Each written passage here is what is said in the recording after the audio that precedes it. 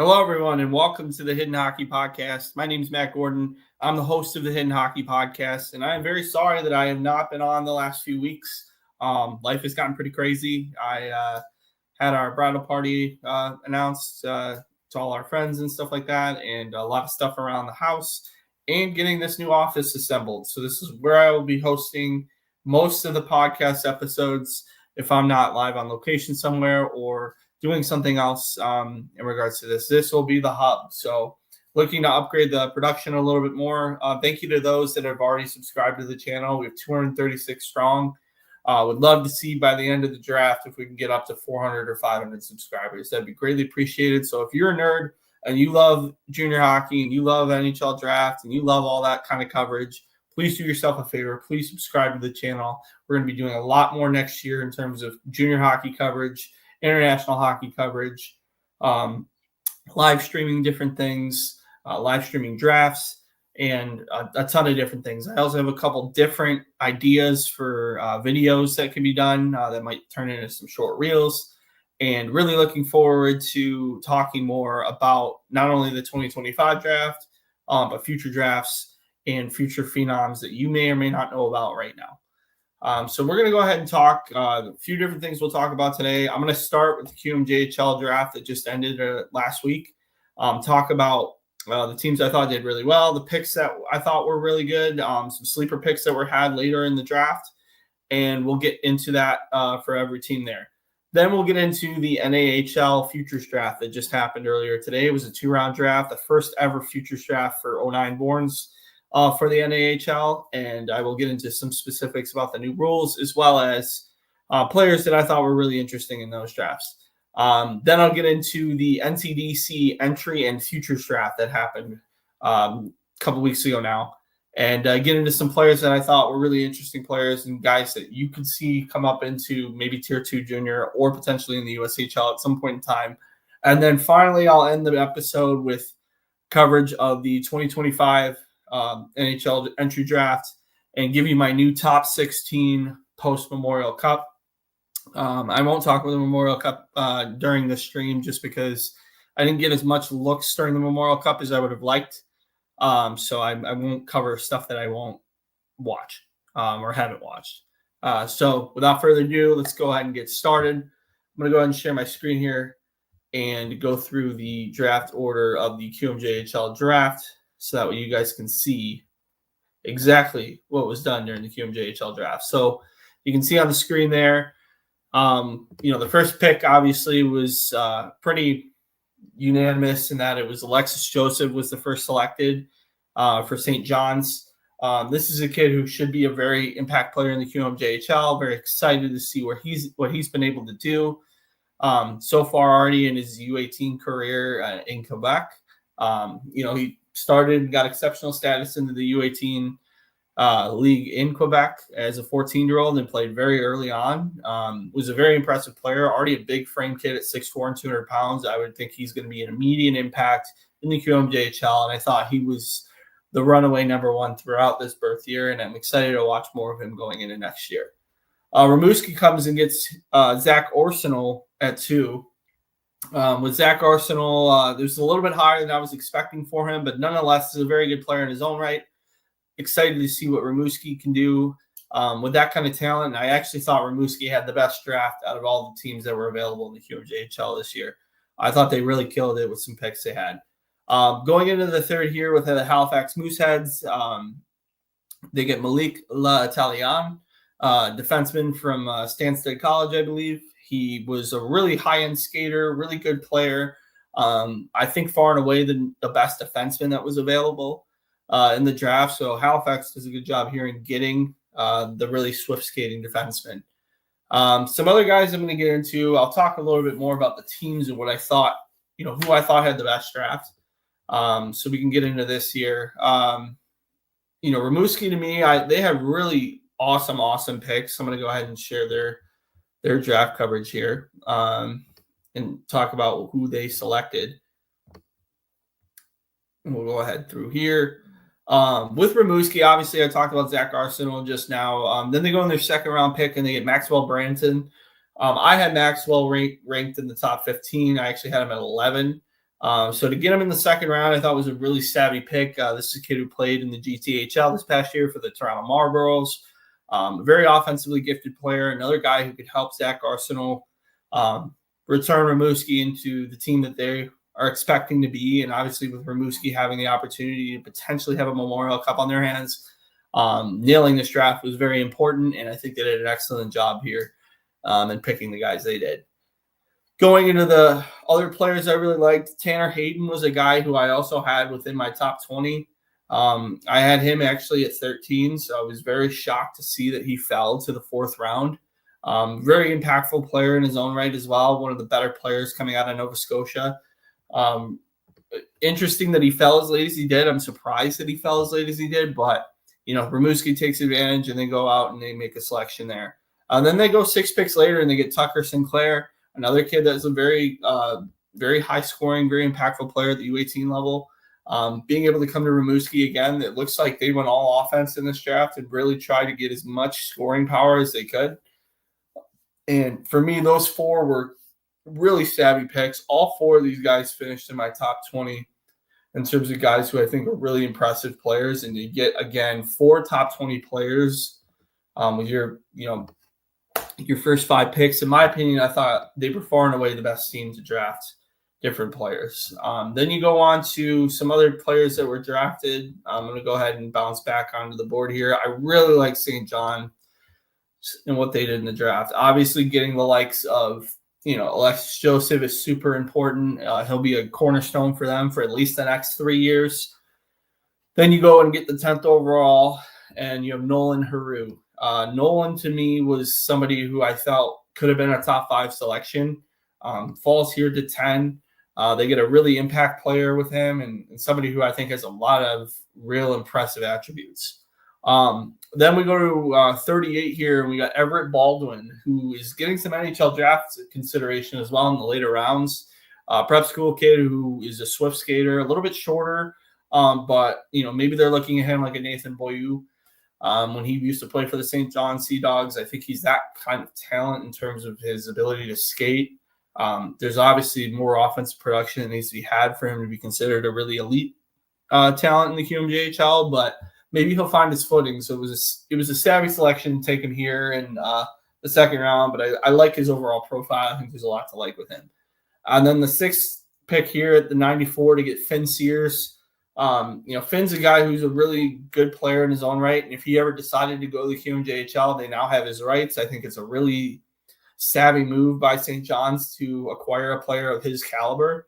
And I think more teams need to take swings like this, right? The American development system and the North American development system as a whole is changing immensely. To be able to have a guy like Finn Sears in your background, regardless of whether he ever reports or not, there's very minimal risk to doing so.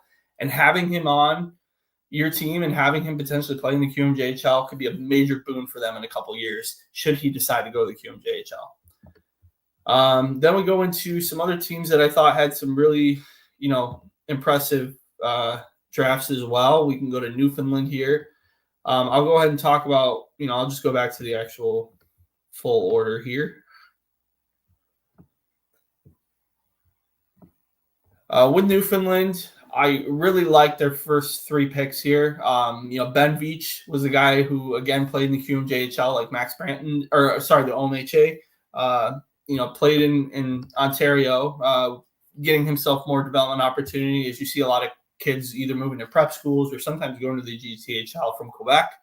Ben Veach is an absolute superstar, played for St. Andrews College for a little bit. The really good prep school that's in Ontario. I think he's a real impact player and a great foundational piece for this new expansion team in Newfoundland. They really need some people to root for, and I think that was an excellent selection for them to get him at 5. I personally had Ben Veach ranked, and I had him at 8, but I honestly could have, I would have been okay with him being a top 5 pick. I thought he was a very impressive player in his own right, and there was a really tight group around that age group. Quinn Norman's another really good defenseman, one of the better defensemen that I thought available in the draft. Similar profile to La Italienne. Should be really interesting to see what he's able to do, but having that cornerstone defenseman for them is going to be really important for them going forward. And then Fenwick McLean, another guy who I was very high on as well. I had Fenwick at 14. He was a little bit higher. But getting the selection here at 8, I don't think it's a reach at all. I think it's actually a very savvy selection considering what was available at the time. And there's a lot to like with him. I think he's a really good player. I think he's somebody who will be, providing that goal scoring, maybe has a little bit more offensive flair than a Veach would. But Veach brings that all around 200-foot game and really has an impressive footprint for the Newfoundland regiment. So they have a really solid core that they're going to be looking at here going through the next few years here. Some other guys, my number 2 selection that I had in my mock was Jaden Pominville. And so Naranda made a really great selection. I thought it was one of the steals of the draft to get him at the end of the first round. I really liked what Quebec did in getting James Scantlebury at 9. I had him at 3 on my personal mock.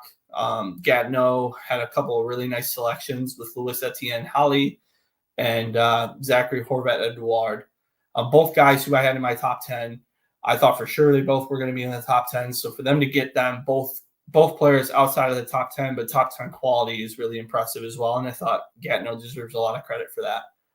And then finishing out, my top 10, I had 2 more guys I wanted to mention. Antoine Provencher went exactly how I thought he would in the mock. He went to 7 and was selected by the Charlottetown Islanders.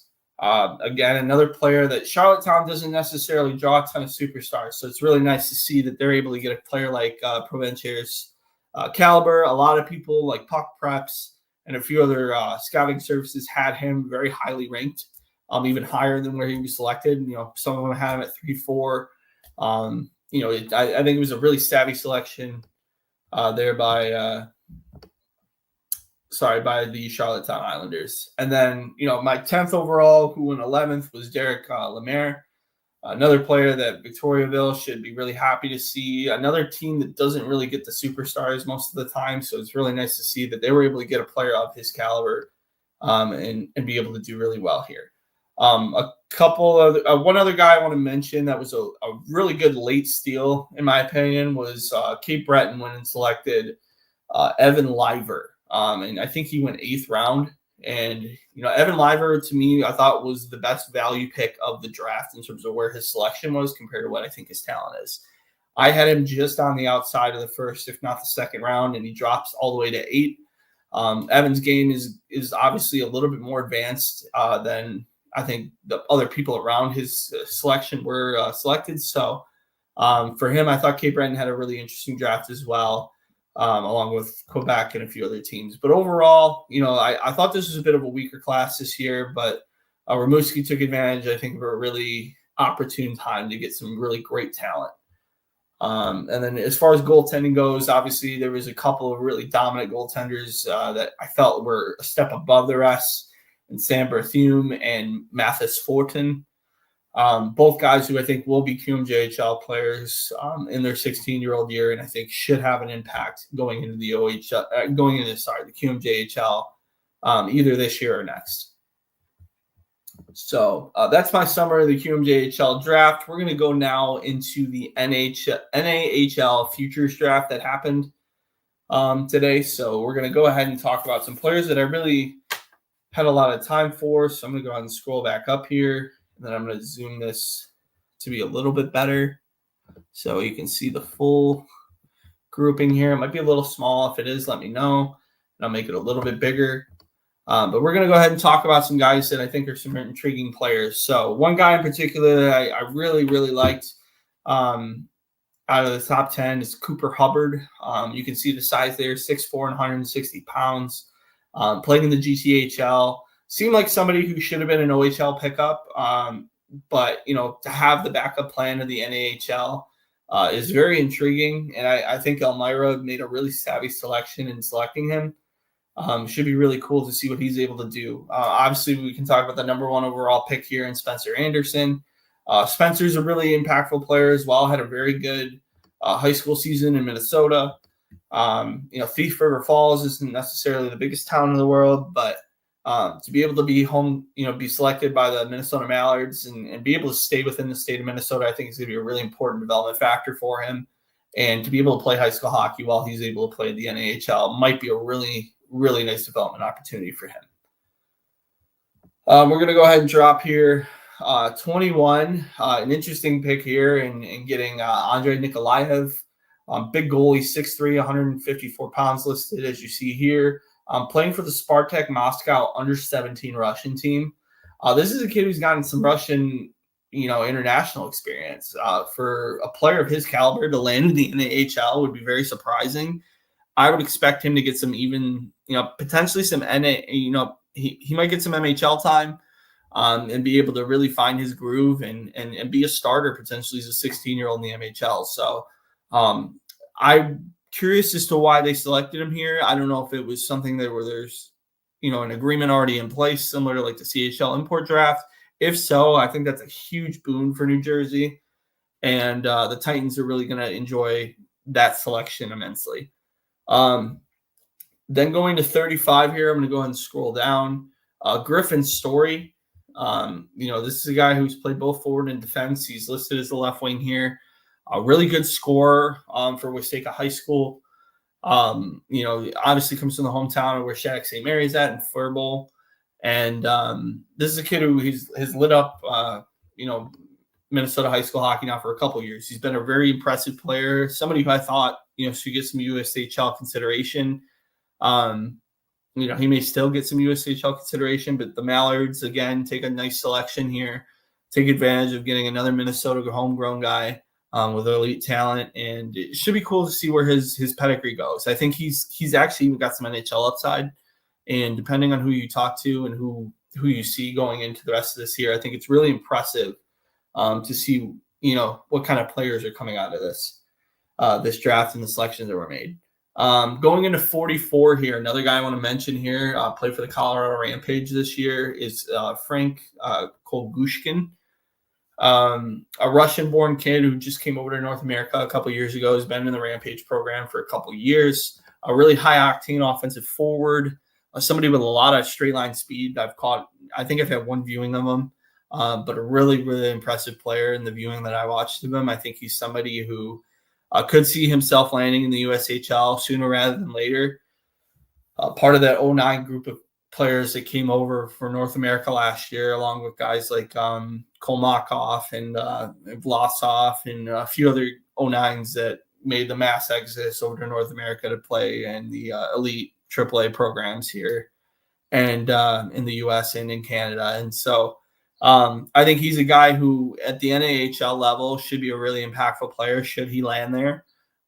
There's a very strong possibility that he may land in the NAHL, and if he does, I think he'll be a very impactful scorer and probably one of the steals of this draft. And then I think it was the second to last pick in the Futures Draft. Yes, it was. So the second or fourth to last pick, sorry. Wisconsin takes a swing and gets Landon Jackman. I would expect him. He's got some OHL options. He's got some USHL options. This is a very, very skilled player.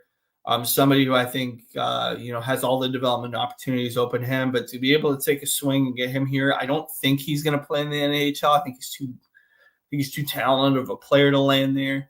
But I like the swing nonetheless, and I just felt the need to mention that. Then we'll go into here now. So I talked about the QMJHL Draft, NAHL Futures Draft they just finished up on. Now I'm going to talk about the NCDC Futures Draft that happened pretty recently. We'll go ahead and talk about some players that I really like out of this draft here. And, there's only a few that I'm going to really mention, but talking specifically about the first two picks here, Hayden DeMasso is a Michigan-born kid, played for Fox Motors, was a goalie, a little bit shorter, about 5'11". I was very shocked to see this kid not go in the USHL draft. I thought he was a really intriguing player. I thought he was somebody who could have found himself at a higher level. And, for him to land here and be the number one overall pick in the NCDC draft, I think it's a great opportunity for him. I think the NCDC is very slept on in terms of a development opportunity. I think there's a lot of ability for him to translate into either a low-end D1 or a D3 scholarship, depending on who he is. But there's some legit upside here. I think he's a really talented player, and I think he's just because he's undersized is getting put down the chain a little bit too far, in my opinion. Number two, the next pick is Dominic Schnarr. This is a kid who just got selected actually in the QMJHL draft as well. He went 79th overall in the QMJHL draft to Val d'Or. Obviously, this is a really quality player. I was surprised to see this kid being considered for the NCDC. Obviously, it's Quebec and, it's familiar territory. So either way, his development opportunity will be in Quebec. But I think he will be past this league. It's kind of, to me, a wasted pick, in my opinion. I don't expect him to be playing at this level. I don't think it's possible, and I don't think he will. I think he'll make the leap to the QMJHL and then probably play, tier 2 somewhere in the MJHL or something like that. I don't see him landing in the NCDC as a potential development opportunity, but maybe I'm wrong. A couple other guys I want to mention here too. Some later picks that I've caught some personal viewings on. Third round guy over here in Kalen Swanson, playing in the the Kootenay Junior Hockey League. I think it's tier 2 junior. This is a kid he's been a point per game as an 08 born, which is not common at that level. And usually those players then go to move on to the Scholastic Hockey League. Or they go on and move up to the BCHL or the AJHL or the MJHL or the SJHL or one of those high-end leagues. They're usually very fast track to that. So this kid's, I think, fallen a little bit lower in the development ladder than he should. The NCDC seems like a really good opportunity for him. And I think there's a strong likelihood that should he play his cards right, I think he will be a player that would be an impact player in the NCDC. Not your typical development path, but it should be interesting to see whether he considers it. I think he would be a very impactful player should he consider it. I like his overall offense. I think he's a tenacious player. He's somebody who doesn't back down from anybody else. And I think that's led to his success at the junior level already. So for him to land in the NCDC would be very surprising, but I think if he were to land, he'd make a big splash and probably would find himself in the North American League at some point in time. And then one other guy I want to mention who isn't necessarily he doesn't play for an amazing program or play in anything that's like a story program, but plays in a program in Virginia called the Ashburn Extreme, and Jake Lauterstein. Jake Lauterstein's a guy who, is an interesting player. I just think there's, some real potential. I'm going to click here and open up another tab for myself just to refresh myself. But you don't see too many kids coming from Virginia necessarily, but he was unbelievable this year. I think over 100 points across the leagues he played in, whether it was Virginia high school hockey, whether it was for the Ashburn Extreme. Had a really good nationals tournament and has had really good nationals tournaments for the last few years. This is a kid who, to me, I think could be a really interesting player in the NCDC and might be on a late track development path, so maybe moving up into some higher leagues in the near future. And then we'll go ahead and go into now the entry draft as well. So we'll talk a little bit about some players that I really like out of this group. So I'm going to go ahead and share that tab now.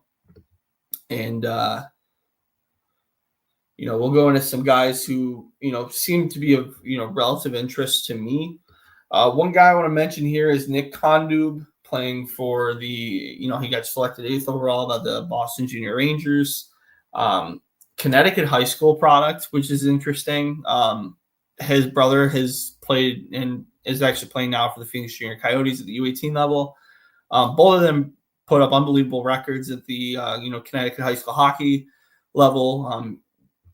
100 points in 25 games I'm talking about, like just really unbelievable production. Should be cool to see if he makes this jump to the NCDC and then eventually maybe plays with his brother again. But I thought he was a player that was worth noting, and it was an interesting selection there. Now we're going to go down to 87, Jed Lake, playing for the New Jersey Rockets. This is a guy who, he's an Australian-born player, not traditional hockey product, but somebody who played very well at the Scholastic Hockey League level and the CSSHL. I think he played for Shawinigan Lake, if I'm not mistaken. But was over a point per game player at the U15, U17, and U18 level. Somebody who's played internationally for Australia, for Australia at the U18 and U20 level. Has even gotten, I think, some pro games as well in Australia. So this is a guy who is more experienced than your conventional pick here. Should be, I think, a very impactful player at the NCDC level. We'll see what kind of player he develops into, but I think there's a lot to like with him there. And then one other guy I wanted to mention as well is Bailey Yates. Bailey Yates was selected 116. Sorry, not 116. Yeah, 116 by the Worcester Junior Railers. They have a decent program. He's a kid from Scotland. Bailey's gone and played in North America now for the last few years. He's a very good player, somebody who I think, again, non-traditional hockey country in Scotland, very intriguing player nonetheless with some serious upside. Has represented for Great Britain in a couple different tournaments and done really well.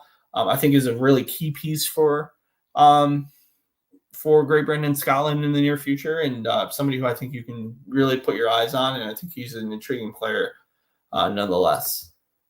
And then finally, I'm going to go ahead and talk about the product that everybody wants to talk about here in the NHL entry draft, the 2025 draft, my updated top 16 for the NHL draft. So I'm going to go ahead and talk a little bit more about where I have these guys slotted, why I have them slotted the way I do, and why I think these things could happen in this order. Going in now to number one, obviously people are like, oh, that's not Matt Schaefer, that's not Michael Misa. You really put James Higgins here at number one overall. I've had James pretty highly ranked for most of the year, most of the time at one. Obviously, I think there's a little bit of passion in terms of, I think the Islanders are strongly considering putting Higgins as their number one overall pick just because he's a kid who's very familiar with the Islanders, somebody who is from that area, is a New York native, and I think there's a real potential for this kid to land with the New York Islanders. I have a weird feeling about it. He reminds me a lot of Matt Barzal. Are they going to keep Matt Barzal and have him mentor a guy like Higgins? That way they have two really flashy, impactful players that can provide some serious offense. Having those two would be really, really awesome for the New York Islanders, and I think would change a lot of their identity. Again, I think he's gotten too much scrutiny this past year. I think, we were very spoiled with Celebrini and Fantilli, and some various others that played college that you expected James to be a Hobie Baker guy immediately just because of their pedigree and what they've been able to do this year. I just don't think it's fair to put that on James Higgins. I think he did a very fine job of playing in a really high-end development system in Boston College. He obviously played with the likes of Ryan Leonard and Gabe Perreault and just had some really awesome players to play with. Which probably helped him adjust and gave him some added production. But, to still average a point per game at the NCAA level as an 18-year-old is not something to sniff your hat at. It's not something to, just completely ignore and not think about. I think his World Juniors was excellent. I thought he was a tremendous player, really stood out in the viewings I had for him. This is a kid who's incredibly elusive. I think he's a great skater. I think he's got an awesome head for the game. His hockey IQ is through the roof. This is a guy who you would consider to be a very elite talent in a weak year. And him and Misa are like razor thin close for me. But I just have a feeling that Higgins is going to go one. It's more of a hunch than anything else. It's not really based on a ton of logic. But that's just my overall opinion on what I think could happen in the draft. Number two here, at the very least, Michael Misa to me seems to be the next pick here. I think with the Sharks, I think they're going to want to pair more offense again. I know they have Will Smith. I know they have Celebrini, but I have a feeling they're going to want even more center depth. And having, potentially, they might move Will Smith to the wing considering he struggled a lot at center. I would expect them to maybe make a move then at Michael Misa and have Celebrini Misa as your top two centers, and then maybe move Smith to the wing and playing with Celebrini. I think that's an eventual thing that will happen. I'm just thinking that that's something they're going to want. They already have some good defensive prospects as well, and I think there's just a real consideration here by San Jose, and I think they go a little bit off the board. Well, not off the board, but I think they go a little past the conventional wisdom that a lot of people think. and they go and get Michael Misa. 3 for me would have Chicago landing Matt Schaefer. I really love the kid's character. Matt's an unbelievable guy. He's dealt with a ton of stuff with his mom passing. This year, obviously, dealt with some major injuries with his collarbone and then having mono before as well. A great skater. The only thing that prevents me from ranking him in the top 2 is I don't see this dynamic superstar. I see a really good number 2 defenseman. I don't see a number one defenseman. I just don't know that he has that quality. I don't look at him like a Landon Dupont. I don't look at him like a Kel McCarr. I think he's a step below them. I just don't see the high-end offense. I don't see that kind of game out of Matt Schaefer. I see a very impactful player. I see somebody who's going to be playing in the NHL for the next 10 to 15 years. I just don't see this super elite transformative defenseman that everybody else does. I think he's a good player. I think he's been hyped a lot, and I think he has a lot to prove still. He came into the World Juniors, had a really good first game, got hurt. His durability concern, it could be. Obviously the skating is evident. He's clearly a good player. I think he's got a good overall stick. But when I watch him in certain situations, I think he struggles to be that dynamic offensive guy sometimes. I think there's times where he's really good at the point, and I think there's times where he forces passes. And he'll look and make passes that aren't necessarily conducive to scoring goals. He'll make a pass just to make a pass sometimes, which can be a good thing. It's good that he can get the puck out quick, but I just don't see the number 1 overall upside that everybody else does. I think Higgins and Misa have more elite qualities than Matt Schaefer does. That being said, Matt Schaefer is an excellent player. Number 4 here, everybody's linking Brady Martin here now, apparently, because, they loved him in interviews. Another guy I think is very similar to Brady Martin is Caleb Denoyer. Caleb, to me, I think is a better version of Brady Martin. He doesn't have the hitting power or the physicality that a Brady Martin does, but I think they're both creative in how they develop their offense. Obviously, putting up the points that Caleb Denoyer did, now finding out that he had 2 wrist injuries throughout the year and still put up 80, 90 points, plus had a really good, playoff for the QMJHL and almost led scoring in the QMJHL for the playoffs. This is a kid who I have a ton of time for. He's just an absolute warrior on the ice. Very good 200-foot game. Always in the corners, always forechecking, always making sure he's got his man. There's just so much pro upside to him. And this is a guy who I think could play 15 years in the National Hockey League and be a very impactful player. And if he continues the development path he's on, I think there's a real potential for this kid to be a Hall of Famer very quickly. And he might find himself to be one of the best players coming out of this class. Going into number 5 here, I got a major reach here compared to the public consensus, but I see Braden Point through and through in this kid, and that's Cole Reshney. Cole had played in the Western Hockey League this year, put up, close to 90 points, then goes into the Western Hockey League playoffs and just dominates. Nobody had a better second half than Cole Reshney. I think he's somebody who I have a ton of time for. Just an unbelievable scorer, somebody with a great passing ability. Everybody talks about the skating, but Braden Point also had bad skating at his point in time, and look at what he is now. You work him with a Barb Underhill. You work him with a really good skating coach. I think there is a ton of upside to be unlocked still in Cole Reshney. I had him as high as 3 at one point. I think 5 is probably right around where I feel really comfortable with him. I don't think he should fall past 10 or 11. I just think he's such a talented player. I hope I'm right in a few years, and I hope I nail this pick, but I have a feeling that this kid is a superstar in the making and nobody knows yet. He's that kind of quality to me. Going into the rest here, Victor Eklund here at 6. Very similar to William. I think he's a little bit more tenacious than William is. William tends to be a little bit more perimeter. But with Victor, I think he's somebody who is not afraid to get in the corners, not afraid to get nasty, very, can check really well.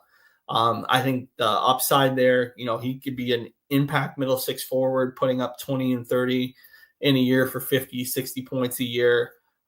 You will take that all day, and, he's even got the skill to maybe get you towards 70 points in his prime, while providing some really good defensive ability. So if you can get that in the top 10, I think he's right there in terms of being in that top 5 echelon, especially in this year's class. And he's somebody who, I think in any year would be a top 10 talent. Going into number 7 here, the second D, off the board. Somebody who's been rising, again through his Western Hockey League season, as well as with the combine results he's had, as well as Jackson Smith. Right now he's at 6'4" and 200 pounds, and apparently that extra inch was enough for people to put them in their top 10s now. I've seen this kid a lot. I just have such an opinion on him, watching him from even when he was in the edge school. Just seeing how good of a skater he is. He's incredibly smart with the puck. I think he PKs really well. I think he's a very good point player. I don't know that I think him and Schaefer have similar elements to their game. They're both not dynamic by any means, but they're both very, very smart players. And with Smith, I think he's got even a better shot than Schaefer does, but the skating isn't as elite as the Schaefer, which leads him a little bit lower down the board. But I think they're very similar upsides, very similar projections. Jackson Smith to me is a top pairing defenseman, just like Matt Schaefer is. But I just see them both being really strong twos. I don't think they're number one defensemen, but they're guys who you're going to lean on, and could be anywhere from 25 to 30 minutes a night, and you're going to have these guys in the playoffs and doing really well. They should be really impactful players going forward. Number 8, we got Porter Martone. He's a guy who obviously a lot of people have him very highly ranked. Even some people have him considered a 1 at some point in time during the year. He had a very interesting year. I thought he had showed some really highlight upside, and I thought he had a lot of different really strong pro attributes. He's obviously got a major pro frame at 6'4" and 200 pounds. Good skater, very smart on the puck. At one point, him and Misa were battling for scoring battles. I think he's a very gifted player. I think the warts drag him down a little bit for me. I don't think he's always the smartest player on the ice. I don't think he has this advanced level of being a really truly elite thinker at the National Hockey League level. I think once he gets towards having more competitive aspects and things, I think you saw this at the World Championships. I thought he was a good player at the World Championships, but it was clearly a guy who needed some development and some green. He looked pretty green on the World Championships this year and didn't really have the impact that I think a lot of people expected. That being said, he's a very good player, definitely a guy who's some 30-goal upside if he's playing really well, and somebody who, easily should be a top 10 pick in this year's draft. Then going into 9 here, Roger McQueen, another guy who's had an interesting year as well, dealt with some back injuries, dealt with a lot of different things. Didn't have, similar to Schaefer in terms of only playing, upwards of 10 to 15 games this year. But in the games he played, he was very impressive and dynamic. And I think as a skater at 6'6" and being as quick as he is, it's an interesting and intriguing package for a lot of NHL teams. At the very least, he's a top 10 guy. I have him here at 9. I considered him going a little bit higher even than Martone. I actually even had him potentially at 6. But there's a lot to like here. I think he's a very impressive player, somebody who I have a lot of time for and, can talk a lot about him. Then rounding out my top 10, I've had him solidly here for the whole year, is Malcolm Spence. Again, I think people overanalyze the game a little bit with him. I think he's a very great 200-foot player, one of the smartest players in this draft, a really good skater, good head on his shoulders, high character kid. There's so many boxes this kid checks off. The fact that even people are considering him outside of the first round is blasphemous to me, especially in a year this year where it's not the strongest year. This kid's top 10 quality, bar none, no questions asked. I think I even considered him at 9. If I would have moved McQueen up, I think I probably would have moved,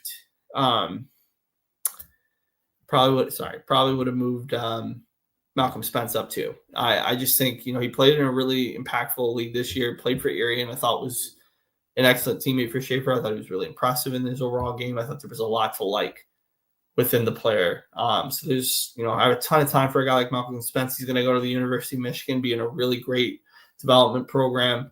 And, to have that in his draft year and be able to get more strength and more development onto his frame, I think there's a ton of really, really great upside that still needs to be unlocked with him. Number 11, a guy who's probably my quickest riser in this year's draft, but just it's so hard to find them now, is, a guy who's just a straight throwback in Kashawn Aitchison. Physical beast, great skater, maybe not the most offensively inclined guy, but he still brings it. Probably the best. I think he's honestly got the best slap shot in the draft. Again, like I said, the throwback element to his game, I think, is something that's severely lacking in a lot of defenders in the National Hockey League. And I think, when he gets his strength, when he gets to about 20, 21, 22, when he's ready to play pro hockey, I think he's going to make a major impact. He's somebody who I have a ton of time for. Just has such an awesome element to his game. And I think he rounds out a lot of defensive cores. He just, you look at a guy like him, if he can make a hit in a really important moment, he sets the tone, he sets structure for the rest of your defensive unit. Just so many positive attributes when it comes to him, and apparently a really great kid too. I think to me, he's hit into this top 15 upside. I think a team that really is going to like him will take the swing on a guy like him just because he is so different. And I have a ton of time for him. I think he's a really interesting player and somebody I really like going into the rest of this year. I put Anton Frundell here at 12. I actually even thought about Brady Martin at some point. I had Brady as my 16, actually. But I'm sorry, it's my 17. With Frundell, obviously Frundell was my 2 at the early part of the year. Dealt with a lot of different things in terms of, his own physical health. I thought once he came back, he didn't really play well at the junior level. He actually seemed to almost play better at the pro level, which was intriguing and interesting. With a guy like Anton Frundell, you're going to get a really a really dynamic player in terms of, somebody who thinks the game extremely well. Doesn't make a ton of mistakes, but doesn't really overwhelm you with his skill. I think he is a very just cerebral and smart player. I think there's times where he flashes that really high-end skill set, and there's times where he just looks completely invisible. So finding that rounding out in his game, I think, will be incredibly important for him.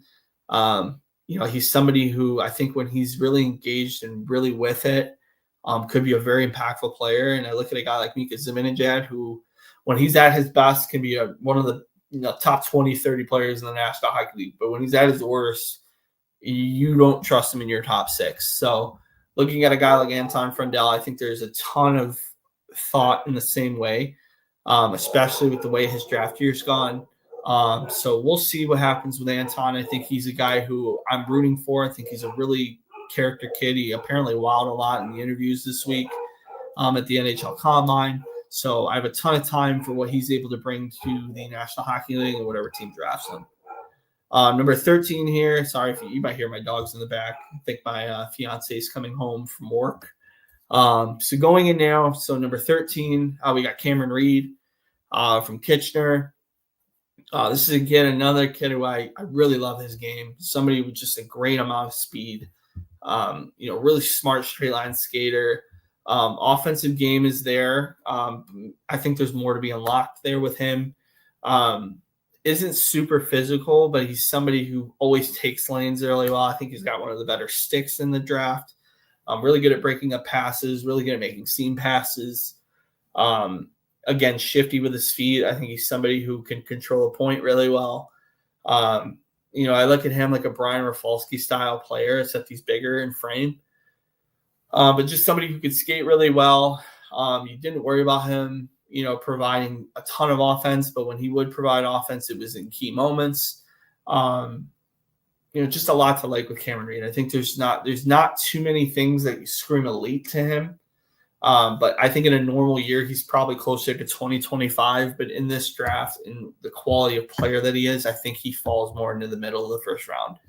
I just really like his overall game. I think there's not many things you have to look to improve to. Is the upside a little bit limited with him? There is a chance of that. I think he's reached his ceiling a little bit higher, I think, and will reach his ceiling a little bit higher than a lot of these picks will. I think it's just because there isn't this super high-end elite skill. I think he's a guy who he's a fringe 2, probably more of a 3 in his prime in the National Hockey League, but a very impactful 3. I think he'll be an elite, second pairing defenseman and somebody who you can rely on to put a lot of minutes in the National Hockey League. Number 14, I really like what he's been able to do now that he's come to North America, and Ivan Ryabkin. Played for Muskegon this year, was able to get a championship with them, which is amazing. A great opportunity for him and to find his game and find his overall skill set. I didn't get a ton of opportunity to watch the playoffs with him this year, but he, really had a very perplexing start to the year. Couldn't score until December. And then now you see him in the USHL, and, he felt like he was a very impactful player, over a point per game in the playoffs and in the regular season. You almost wonder if he should have been in the USHL from the very beginning, and there probably was an opportunity to get him at the very beginning. Might have run into some visa issues. But a lot to like with Ivan Ryabkin. I think the character concerns are just from frustration he had with his role and what he was able to impact. I think with Ivan, he's somebody who should, in my opinion, in terms of when he's at his best, he should be a first-round pick. I look at him very similarly in terms of how he developed as a guy like, I think Valerian Yachushkin had a very similar draft year to Ivan Ryabkin. I'm not saying they're the same player. I think they're different players, and he's not nearly as physical as a Nichushkin is, and I don't think the upside is as high as a Nichushkin is. But I think he's a really well-rounded player, somebody who could definitely play in a middle 6 in the National Hockey League in his prime, and I think should see himself very highly thought of despite the character concerns. He's definitely at his best. And when he was, before 16, 15, 14, he was one of the best players coming out of Russia. He's not a Michkov, he's not a Demidov, but he's a step under that, and he's somebody who is a very, very impressive player nonetheless. 2 other guys I want to mention here, Victor Klingsell here at 15. With him, I think he's somebody who, I think he needs to get away from the perimeter a little bit. I think he needs to find his game in tight a little bit more, but outside of the circles, I think he's one of the smarter players in this draft. Similar to Hagens, except I don't think he has this elite skill set in terms of his thought process and the way his hockey IQ is. I think there's a gap there. But a good skater is somebody who can make passes and be have a good shot. Seems to come up in really clutch situations. Played very well internationally for Sweden this past year. Was a very impressive player at the under 20 level, playing for the program in Skellefteå. And, he's going to find himself some pro time next year. I think he will acclimate a little bit slower than most people that make and play at the SHL level. I think, there's a chance that he may only have a couple points next season in, 25, 30 games at the pro level. But, he's worth the wait. I think he's a real project selection and somebody I think ultimately his upside will be reached. And I think he's got a high probability to make himself a middle 6 forward. And then finally, one guy who I want to mention here, I moved him ahead of another short king in LJ Mooney, and that's Cameron Schmidt. The more I watch this kid, the more I see his skating, the more I see his shot. It's hard not to believe that this kid won't make the NHL. I look at him and Cole Caulfield nearly isn't as fast as he is. He's the same size though. I look at guys like Nathan Gerby was able to be successful in the National Hockey League. Brian Gianta, he's of that ilk. He's that kind of player. Somebody who obviously is very small, but brings a ton of energy, brings a lot of firepower, great shot, offensively very gifted. Clearly has played well at the junior level, has been an important key factor and a leader for Vancouver in the Western Hockey League. I just think there's so much to like within this kid's game. There's so many positive things he just does on the ice. He's just always in corners. He's always making sure things happen. He's always trying to be impactful.